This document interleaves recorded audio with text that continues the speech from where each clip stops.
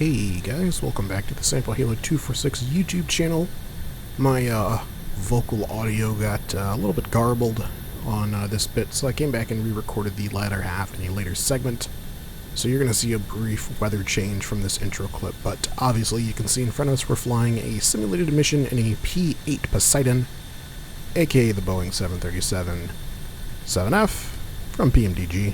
But nonetheless, we're going to go ahead, hop in, and do a simulated observation mission over the South China Sea, launching out of Okinawa, Japan, and then returning back to Japan after we've completed our mission. Let's get started. Alright, and here we are started up in our P-8. Weather's changed a little bit since we started. It's actually a different day. Sorry for your immersion. Obviously, we're significantly limited with the PMDG 737. This is a 737-700 or ECDF. It's a freighter variant, essentially, with this navy skin. You can see, if I switch images over here, there's going to be pretty considerable differences between our aircraft and the P-8. Obviously, you have several different antenna arrays. I believe these are electro-optical sensors for missile launch warnings. There is a clamshell pod here that opens to deploy its anti-submarine equipment. There's a nice big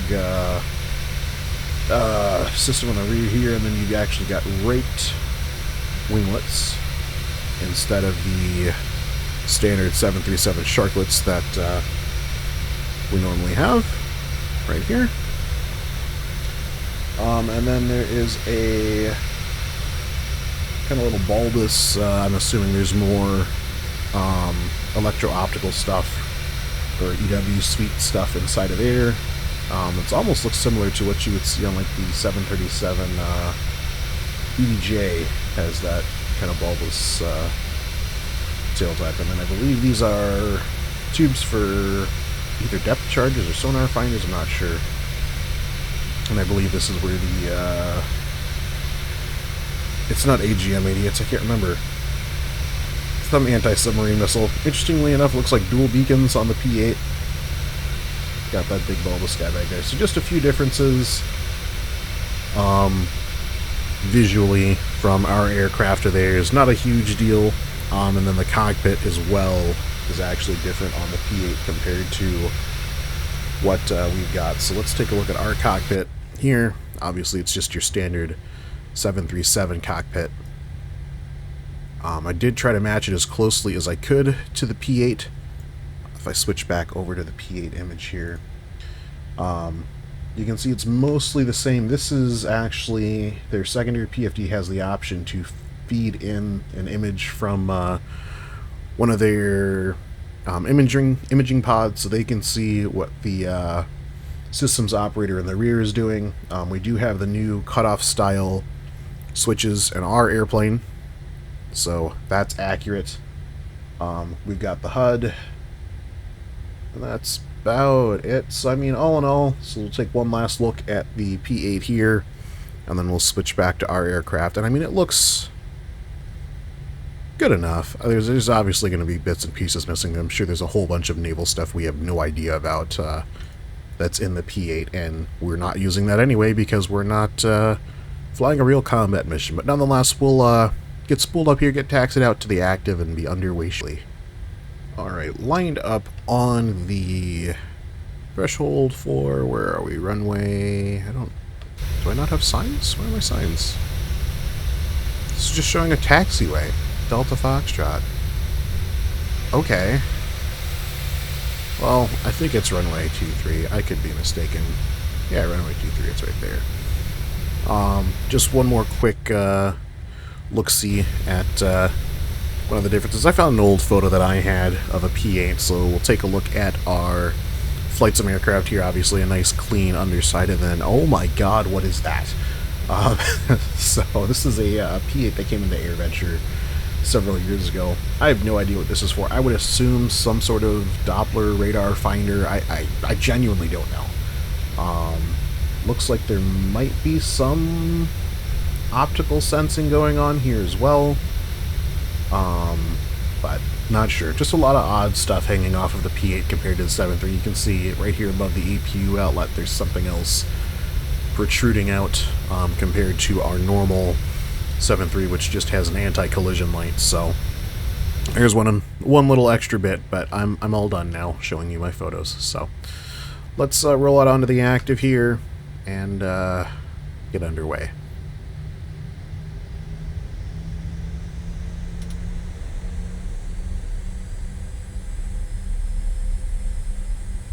Get the HUD down. Standard pressure day, which is always nice to fly on.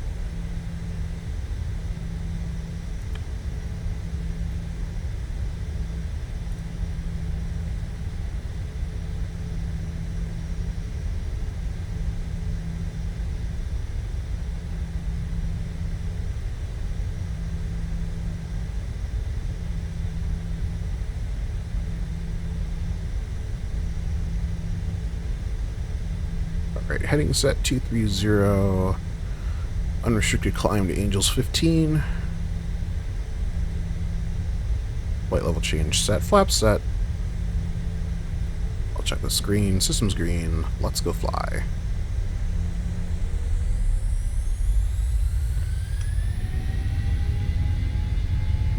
Airspeed's alive. Copy airspeed. Cross check.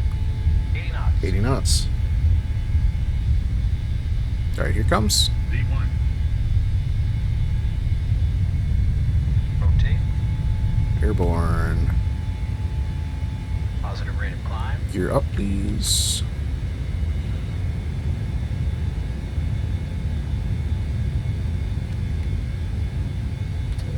Alright, we'll throw the flaps in straight away. Oh.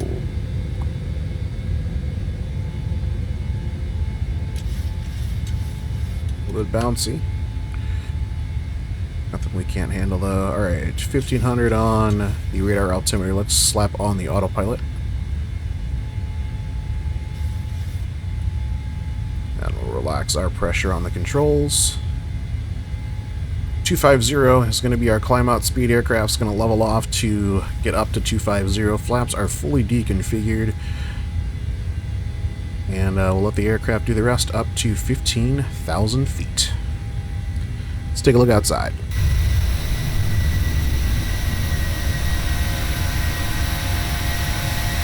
Fairly windy day. Frozen windy day. Fairly windy day. See those white caps on the waves down there.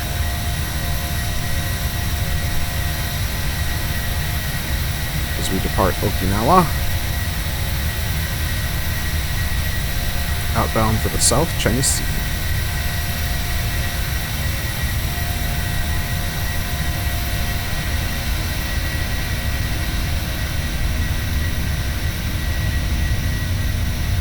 Oh, choppy, choppy.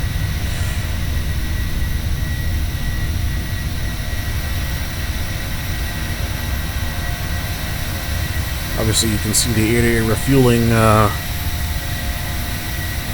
decal on the aircraft. The real P-8 is capable of air-to-air refueling. We obviously are not in this standard 737. I know I keep saying it, but there's always someone. There's always someone. It's like, oh, why didn't you do this? It's like, I literally can't. I literally can't. So, we'll keep climbing to Angels 15. Get established, get our systems in check. Climb up to 30,000. As we get to our observation point, we'll potentially lower that altitude depending on what the situation report entails. I will catch up with you guys then.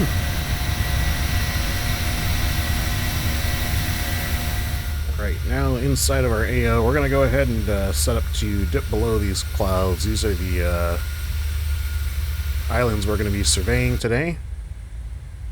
So we're going to dial an airspeed of 230 knots. And we're going to go down to 8,000 feet.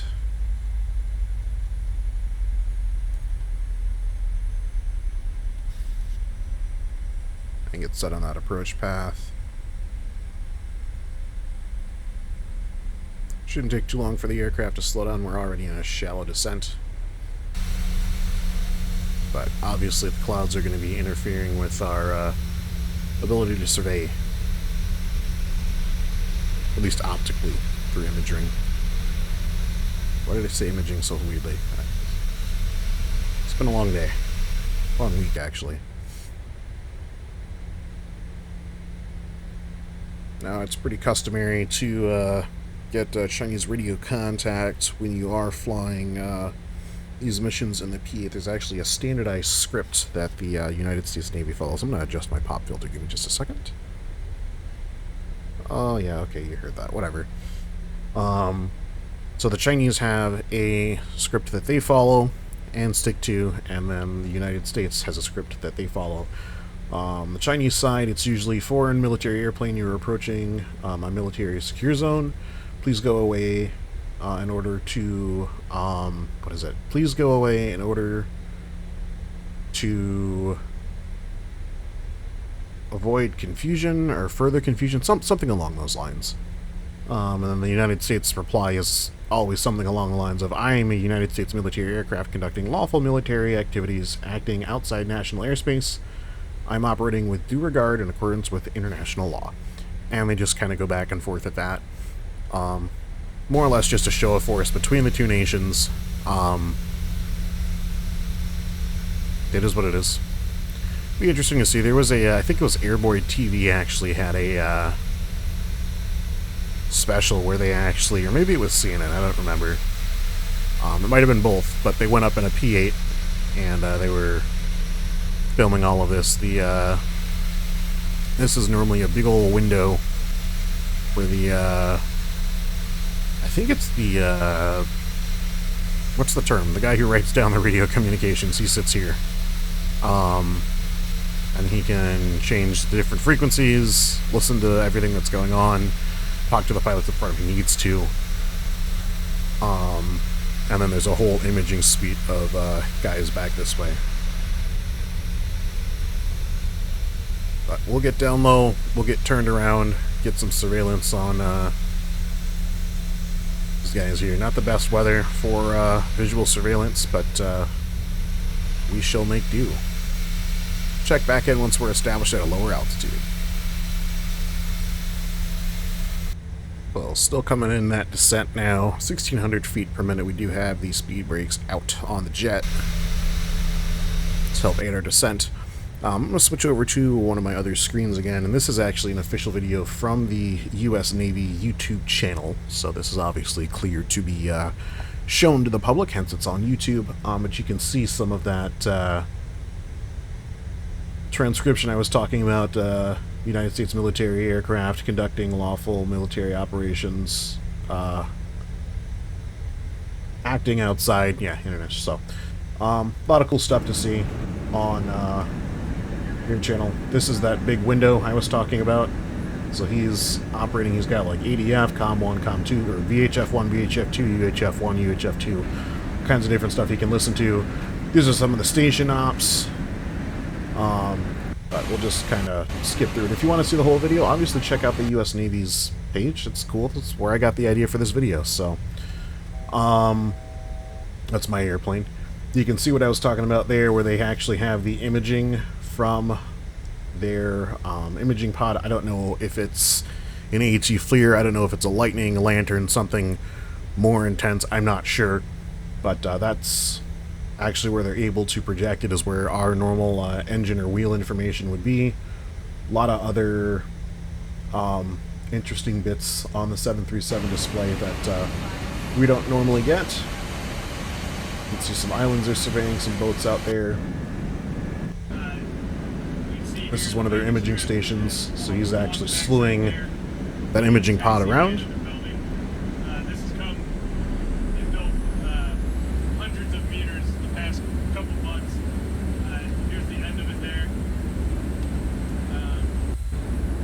So, you get the idea.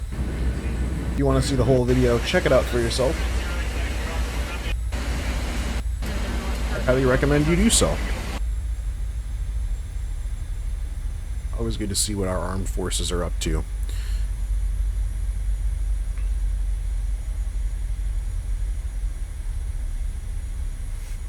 But we're concluding our surveillance mission, our simulated surveillance mission today. And we'll be back inbound for Japan here pretty soon. returning to one of the Air Force bases on the southern Japanese island. We're not going back to Okinawa. Going to another base, which name escapes me right now, but they do fly P-3 Orions, and I would imagine P-8s also would navigate there as they're moving, so we'll check back in once we're on approach. Alrighty, there is our destination airport, ROAH. So we'll start getting vectored out here a little bit. We've got flaps coming down. We'll throw on the landing lights. Taxi lights can come on too. Strobes are already set. We'll leave the wing lights off for now. Let the aircraft settle out to 3,000 feet on its own accord. We'll crank out a little bit further to the north. Get nice and slowed down. We're currently flaps 2. Let's go flaps 5. Just to keep that profile nice and happy. Down to 160 knots.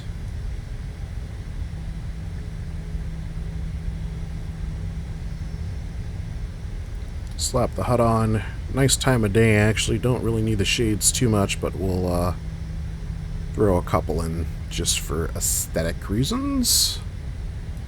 Looks like we don't have a forward shade.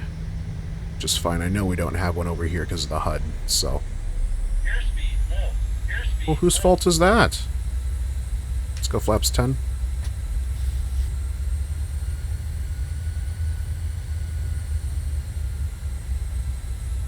And up to 165, which is our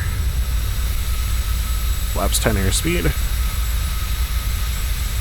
Looks like the western runway is still under construction, so we'll be heading for the easterly runway.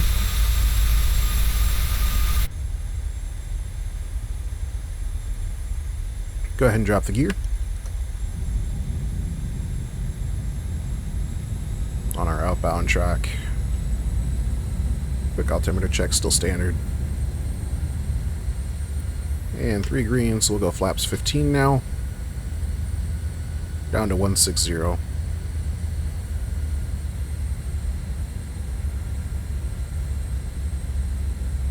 And I think we'll kick off the autopilot and our flight director.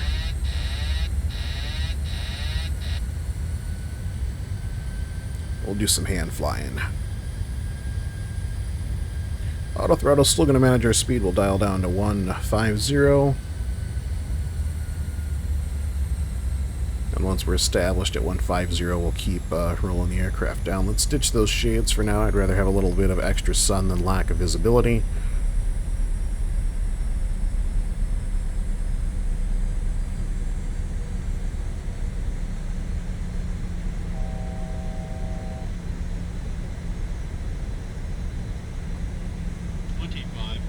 Copy, 2,500.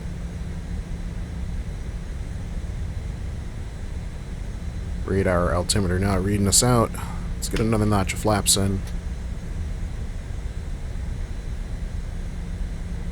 Down to 140.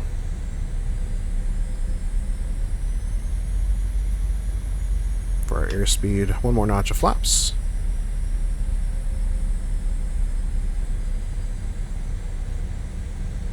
And one more notch for good measure. I think that should be us flaps full. It is. Alright, flaps are set. Speed brake to arm. Auto brake will set to 2.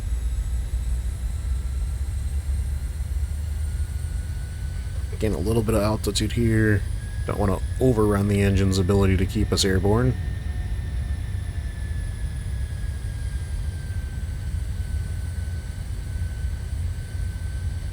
Then we'll get that short turn to final in, get our flight path marker right on the touchdown zone.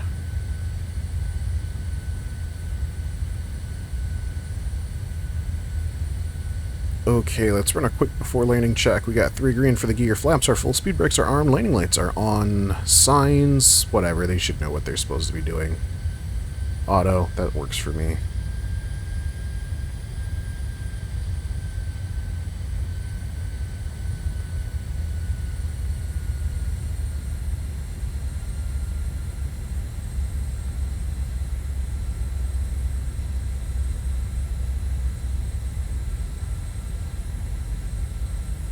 Alright, let's go auto throttle off. Now fully hand flying the airplane.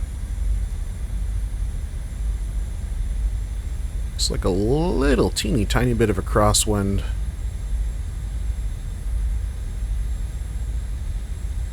But an aggressive one at that. Look at those waves. And the 2 frames per second. I don't understand Flight Simulator. I really don't.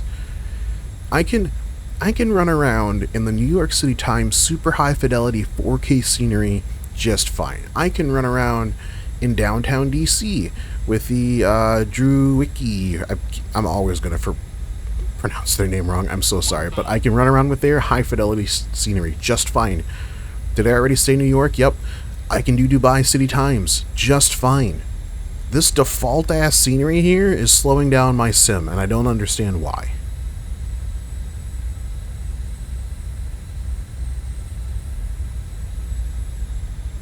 Does not make sense.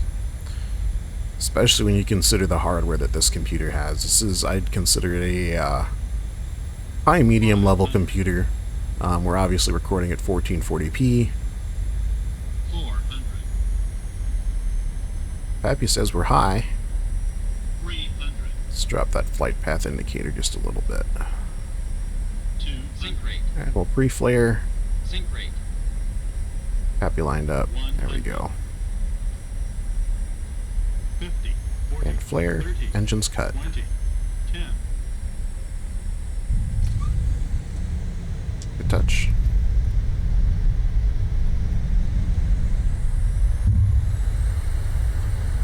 Derotation complete. Stick to neutral or yoke to neutral. Versus at full. Here it comes. 80 knots. The reverser's coming off. Alright, so let's start cleaning up the airplane. Flaps can come up. To null. Spoilers in. Auto brake system is disarmed. We're now on our own, which is fine. We'll do a little break in here. And landing lights off. And strobes off. Taxi lights were already on, so we're good there. Got a tug wanting to interfere with our mission. What is that supposed to be? It's an F-18 that just didn't load. Okay, alright. LOD distance might need a tweak. Well, no, because those all look fine. Look at it. I can tell that that's an ANA 737, a Jetstar A321. I don't know.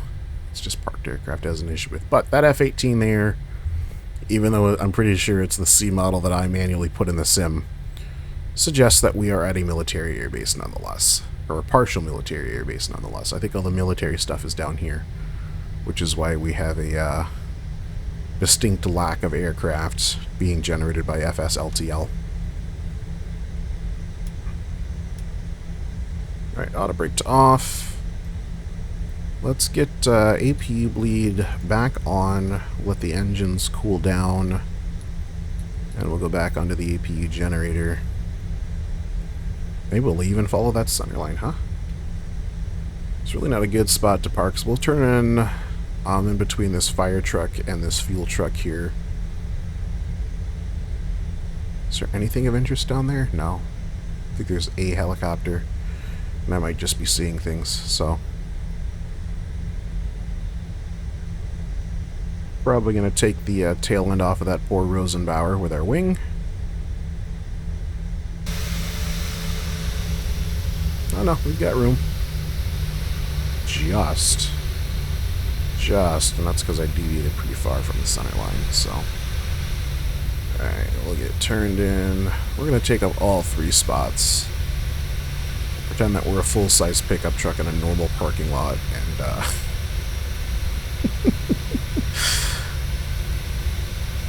Did you guys notice that? I'm not hating on any of you full-size pickup truck drivers out there, but there is a distinct pattern I've noticed, at least in the area where I live, where a lot of y'all can't park and a lot of y'all can't drive. More so than normal people, because like normal people can't drive, but like y'all can't drive especially well. Parking's the big thing for me. I'm just like, you guys, it's not that hard. Anyway, my ranting of pickup trucks over. Let's go ahead and run through a shutdown here. So we've got park brakes set. We've got everything stowed. Flaps are up. Spoilers are in. 3 green. Already shut down the gens. APU bleeds are set. Let's go throw on the wheel well lights so the people down below can take a look. Taxi lights off. We'll shut down 1 and 2. And then that should be about it. We'll get some of the PMDG ground services in place here.